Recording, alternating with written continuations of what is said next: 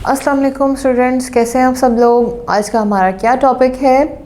Chapter 10 है, page number 51 है। Yes, topic is Voyagers 2 space mission. अच्छा जी, स्पेस मिशन क्या है? स्पेस में क्या होता है? प्लैनेट्स होते हैं, स्टार्स होते हैं, सन मून सब कुछ वहीं पे होते हैं। ठीक है, तो जो हमारा वॉयगर 2 इज़ अ स्पेसक्राफ्ट, ये एक स्पेसक्राफ्ट है, किसी इंसान का नाम नहीं है। Alright, after exploring the solar system, Voyager is now heading towards the nearest star. Here is the conversation imaginary take place between the Voyager computer and the human at the control center on Earth who control this spaceship. Okay, so this chapter is all about spacecraft conversation. एक Voyager 2 जो है वो craft है, वो गया हुआ है space में, जो कि बताएगा कि कौन कौन से प्लैनेट्स हैं और एक्चुअली इनके क्या कैरेक्टरिस्टिक्स हैं। ठीक है ना, तो देखते हैं 20th of August 1977 को एक स्पेसक्राफ्ट टेक ऑफ किया। टेक ऑफ मतलब चला गया ज़मीन से स्पेस की तरफ।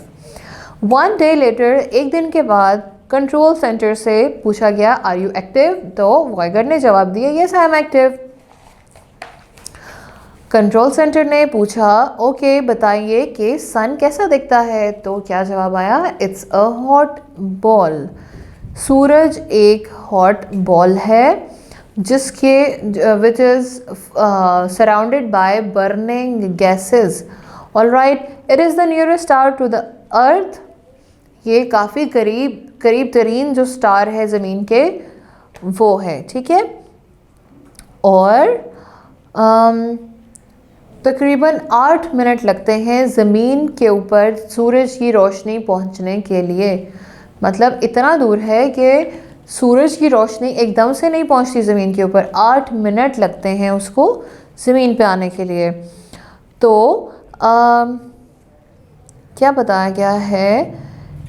3/4 of the sun's mass consist of hydrogen. 3/4 जो है वो हाइड्रोजन है, while the rest is helium. On the sun's surface there are dark patches known as sunspot. अच्छा, अब जो सूरज के ऊपर कुछ स्पॉट्स हैं, क्या वो ब्लैक हैं? क्यों है ब्लैक? या वहाँ से वो खाली है? नहीं, ऐसा नहीं है। वो जो ब्लैक पैचेस हैं वो गैस के ही हैं, और वो गैस जो है वो लिटिल कूलर देन, एक तो उसका कलर डार्क होता है, दूसरा वो थोड़ी सी सन से टेम्परेचर में ठंडी होती है। उसके बाद वॉयगर से पूछा गया, क्या सन और अर्थ के करीब में दरमियान में कोई और प्लैनेट भी आता है? Of course. कितने प्लैनेट्स हैं? You remember the planets name? सबसे पहले आता है मरकरी, फिर वीनस, फिर अर्थ, फिर मार्स, फिर जुपिटर, फिर यूरेनस, फिर सैटर्न,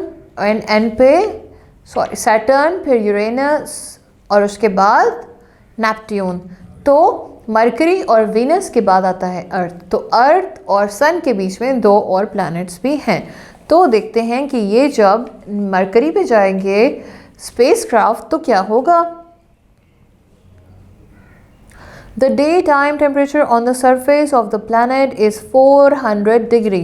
मरकरी के दिन के वक्त, मतलब जब उसके ऊपर सूरज बहुत ज़्यादा होता है, उस वक्त टेम्परेचर होता है 400 डिग्रीज़, और जब नहीं होता तो 100 डिग्रीज़ होता है, 180 डिग्रीज़ होता है। और एक और चीज़ कि मरकरी को सन के इर्द गिर्द रोटेट करने के लिए 88 डेज लगते हैं ओनली। ठीक है, सो इट मीन्स कि ये अर्थ से ज़्यादा फास्ट है। You know why? क्योंकि अर्थ को रोटेट होने के लिए सन के इर्द गिर्द कितना टाइम लगता है? 365 डेज, जिसको हम ईयर एंड बोलते हैं, है ना। तो उसके बाद आ जाते हैं नेक्स्ट प्लैनेट पे। जब वो वीनस पे गया तो उसके बाद उसने बताया कि ये बहुत ब्राइट प्लैनेट है और ये हॉट भी है लेकिन इसके इर्द गिर्द बहुत सारे क्लाउड्स हैं और ये तकरीबन 225 अर्थ डेज लेता है पूरा ऑर्बिट करने के लिए। ऑर्बिट क्या होता है? जिसके ऊपर प्लैनेट जो है वो रोटेट करता है सन के इर्द गिर्द। तो प्लैनेट जो है वो रोटेट हो रहा है कितने दिन में? 255 डेज में। उसके बाद थर्ड नंबर पे अर्थ की बारी है। अर्थ के बारे में हम जानते हैं कि अर्थ के अंदर क्योंकि ग्रेविटी ज़्यादा है तो उसकी वजह से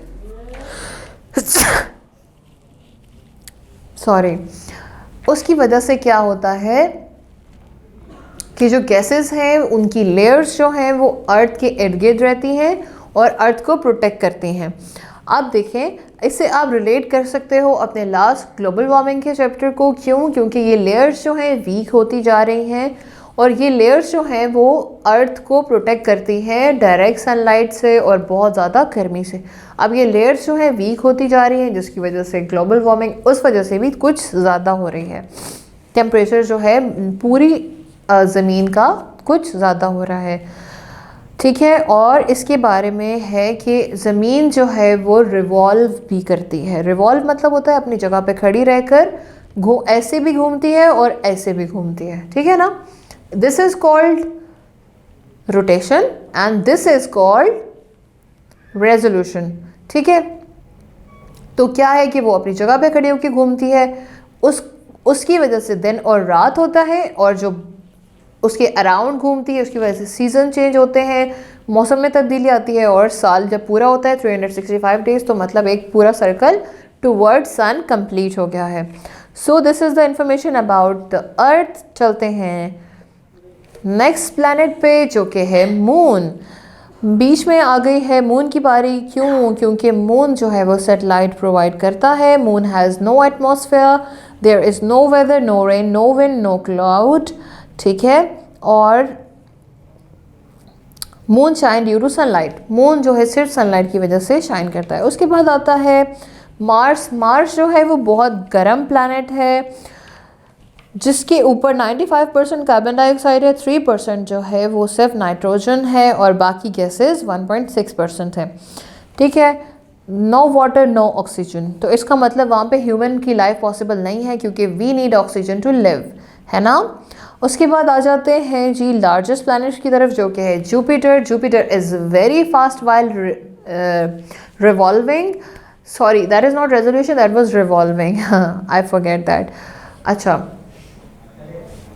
रिवॉल्व करता है बहुत तेज़ी से, इतनी तेज़ी से रिवॉल्व करता है कि उसके अराउंड जो डस्ट है ना, उसके अराउंड जो लाइंस हैं जुपिटर के अराउंड वो डस्ट की लाइंस हैं और वो इतना फास्ट घूमता है कि वो रेड कलर की उसके अंदर डस्ट की लाइंस भी दिखती हैं, ठीक है।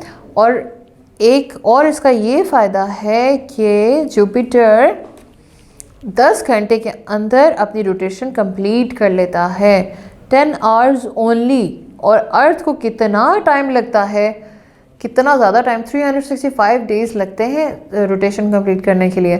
तो इट मीन्स कि हमारी ज़मीन बहुत स्लो है। जैसे कि अब we are still here, I am sitting still, I can not feel the rotation. मैं ज़मीन की मूवमेंट फील नहीं कर सकती ना, है ना। लेकिन क्योंकि वो बहुत स्लो है, 360 से भी ज़्यादा दिन लग जाते हैं उसको पूरा करने के लिए, जबकि जुपिटर को आपने देखा है 10 घंटे में अपनी रोटेशन कंप्लीट कर लेता है। It mean is very fast, human life not possible. उसके बाद आ जाते हैं सैटर्न पे। सैटर्न जो है वो सेकंड बिगेस्ट प्लैनेट है और इसके बारे में है कि इसके अंदर it's a giant gas planet, बहुत बड़ा है ये, बहुत ज़्यादा बड़ा है। इसके इर्द गिर्द जो है वो बर्फ़ के लेयर्स लगी हुई हैं और 95 टाइम्स हैवियर देन अर्थ। ज़मीन से ये कई गुना ज़्यादा वज़नी भी है और इसको रोटेट करने के लिए 10,760 दिन लग जाते हैं, ठीक है। तकरीबन 30 साल में ये अपनी रोटेशन कंप्लीट करता है, 30 years। So it is like it is very slow, it's like not moving, I am not moving. So उसके बाद आ जाते हैं यूरेनस पे। यूरेनस जो है वो भी, उसके इर्द गिर्द भी ऑब्वियसली बहुत सर्दी होगी क्योंकि वो सन से और ज़्यादा दूर है। और 370 टाइम्स लेस सनलाइट देन अर्थ, ज़मीन पे जो रोशनी आती है उससे कई गुना ज़्यादा कम रोशनी उसमें आती है।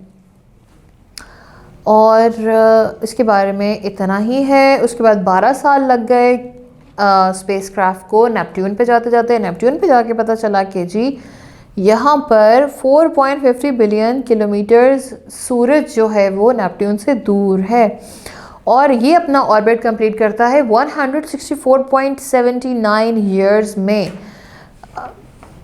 सैटर्न कितनी देर में करता था? 30 ईयर्स में, और ये 165 ईयर्स में अपनी रोटेशन कंप्लीट करता है। So it means it is just like हम उसको देखेंगे तो हमें समझ भी नहीं आएगी कि वो हिल रहा है या नहीं, वो इतना स्लो चल रहा है। So this is the today's class. ये 9 प्लैनेट्स थे जिसके बारे में आपको याद रखना है। I will see you in the next class. तब तक के लिए अल्लाह हाफिज़।